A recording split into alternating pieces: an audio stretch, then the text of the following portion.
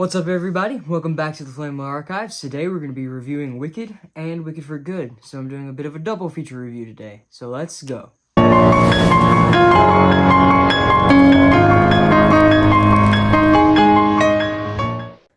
So I've seen Wicked twice. Initially when I watched it, I was kind of put off by the flamboyance and the colorfulness of it all. It was very different from anything I'd seen before as far as the way the characters acted, the way that, people were, the way that the world was. It was very different.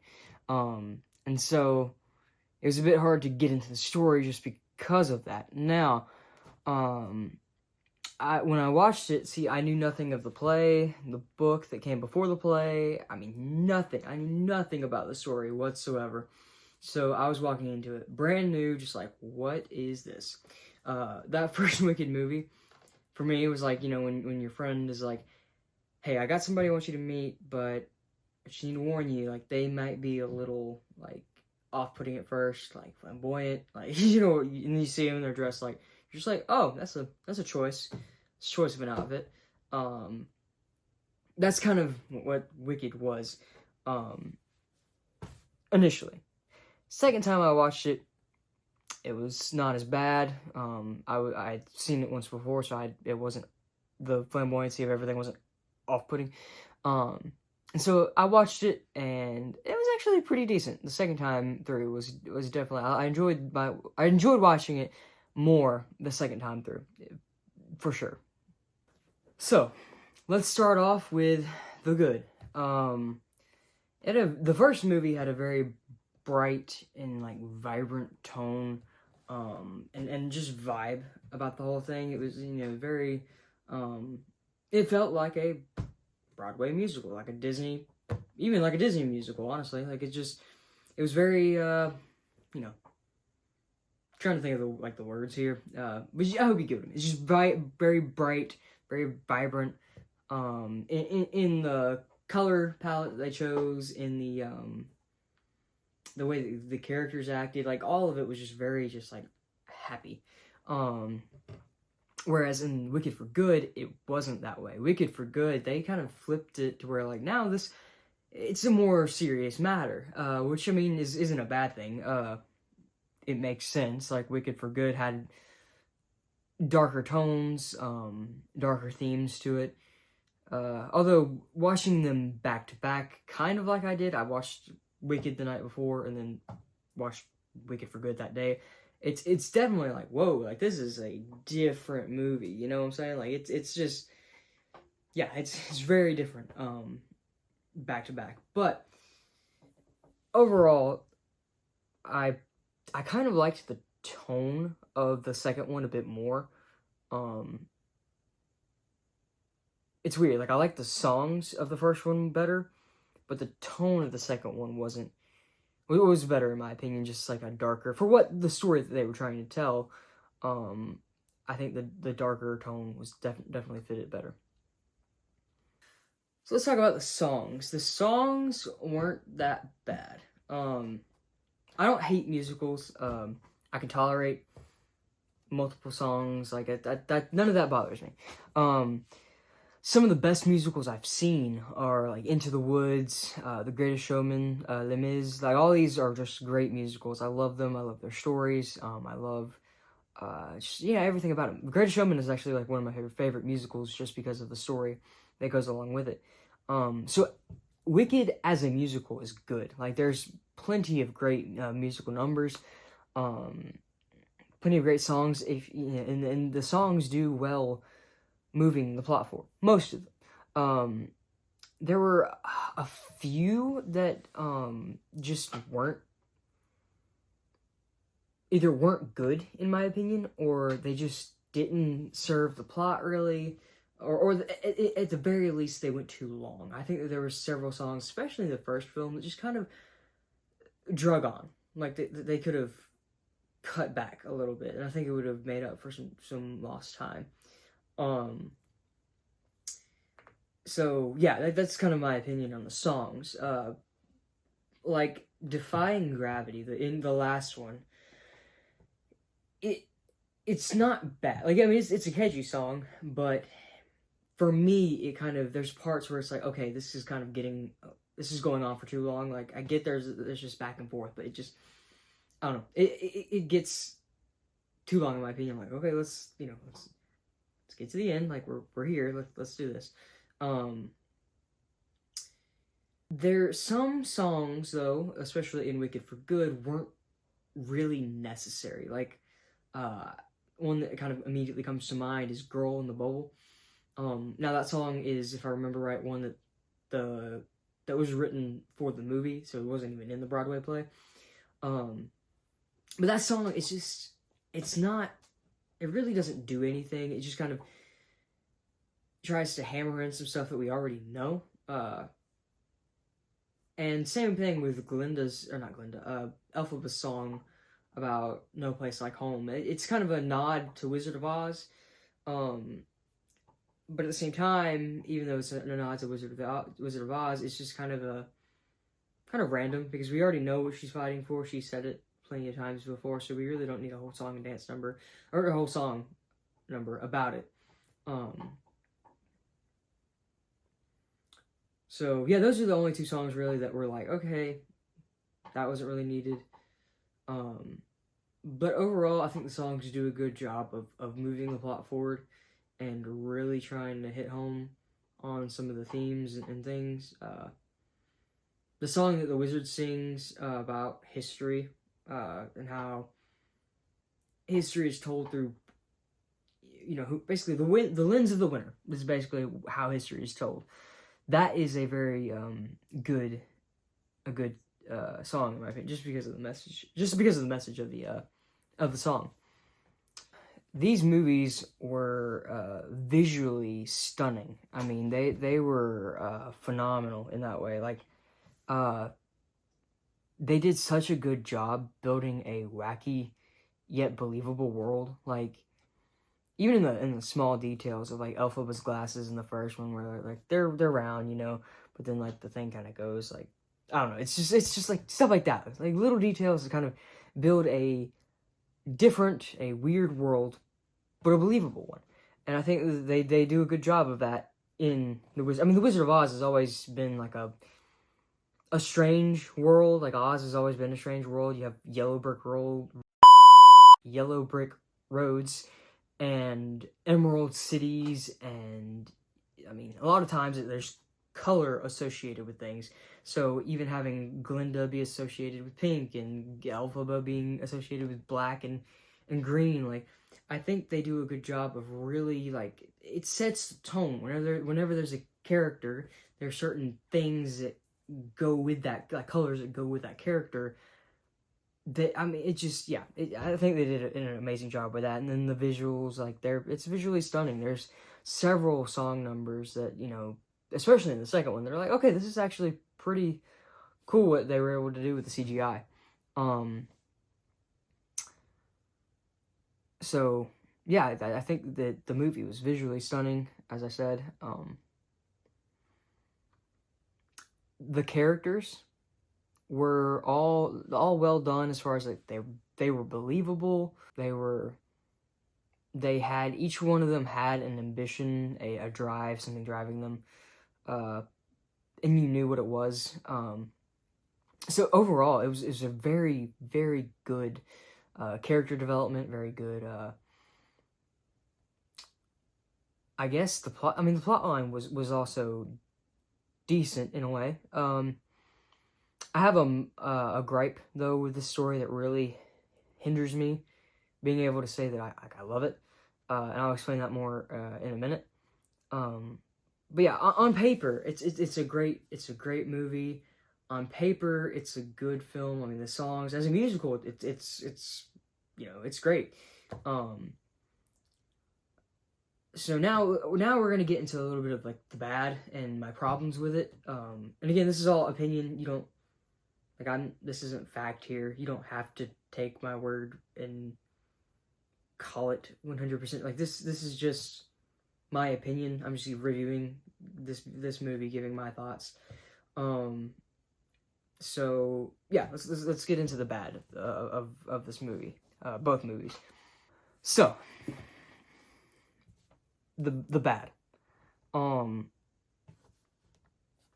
This movie was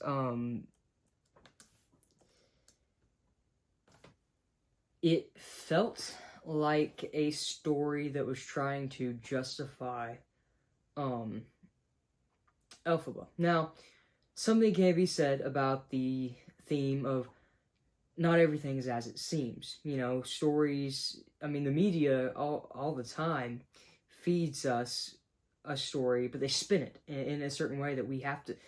They give. I mean, they're telling it's a narrative. I mean, they're giving us something that it may or may not be true. And I mean, if you go to CNN or Fox News, like, you're gonna get drastically different news stories on an event based, like, Fox News is going to be more conservative, whereas CNN is going to be more liberal. So you're going to have different ways that they spin the stories to their narrative.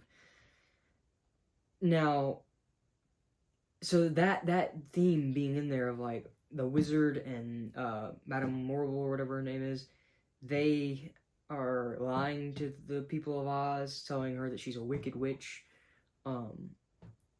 Like, all of that is some great stuff to wrestle with, because, I mean, it does happen. People are painted to be the bad guy when they're really not. I mean, that stuff does happen in life.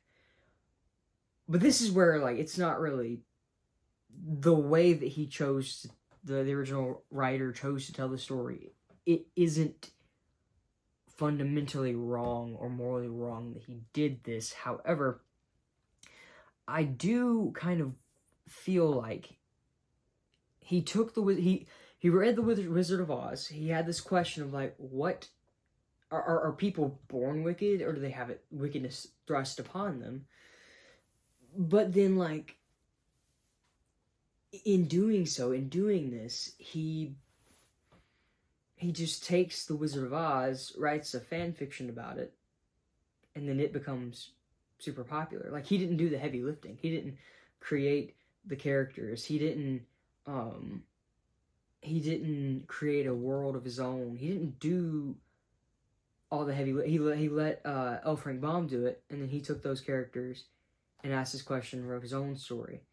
And personally, I just wish that he had said, okay, I had this question, like, I'm inspired by Wizard of Oz. I had this question of what are people born wicked, or do they have wickedness thrust upon them? And then if he had taken that and had written his own story, crafted his own characters, crafted his own world, and then, like, I mean, he could have made a phenomenal story of just, like, having it be from one perspective, kind of the first half is one perspective, where something happens and it's spun, you think you've got it figured out, you know, it's spun one way, and then, like, the second half, it's like, oh, this was not as I thought it was. And doing all that in one book, I think would have been more creative, in my opinion. Like, I don't see it that him just piggybacking off of what somebody else did and just kind of rewriting that. Because, I mean, L. Frank Baum, he intended the Wicked Witch to be a wicked witch. There was no, like, he didn't want you to sympathize with her. She was a crazy woman trying to kidnap a girl to get shoes. Like, that's all you needed to know about the witch.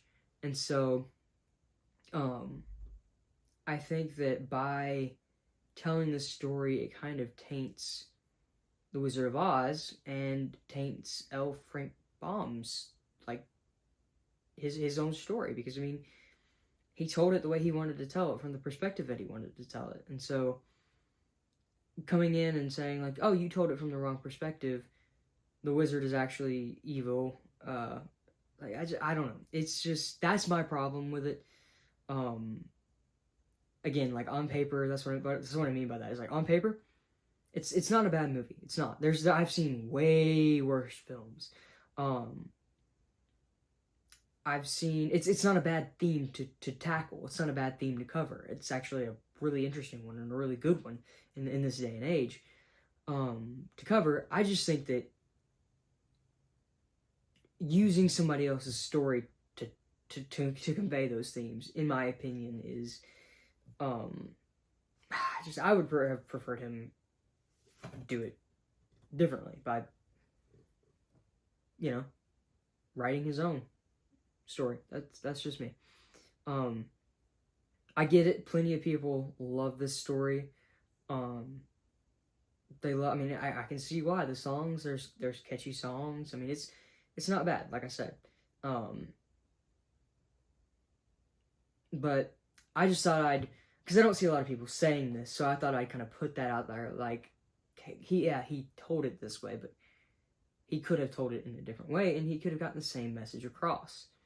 It would have been a little bit harder to, because, you know, he would have to create his own story, and then he'd have to make you believe something, and then kind of flip it on his head. But that would even kind of, that would solidify what he's saying, because if he can craft a story and make you believe something, and then present you with a different perspective and be like, this is actually what happened, you'd almost be like, I don't want to believe that. Like, I thought it happened this way in the first half.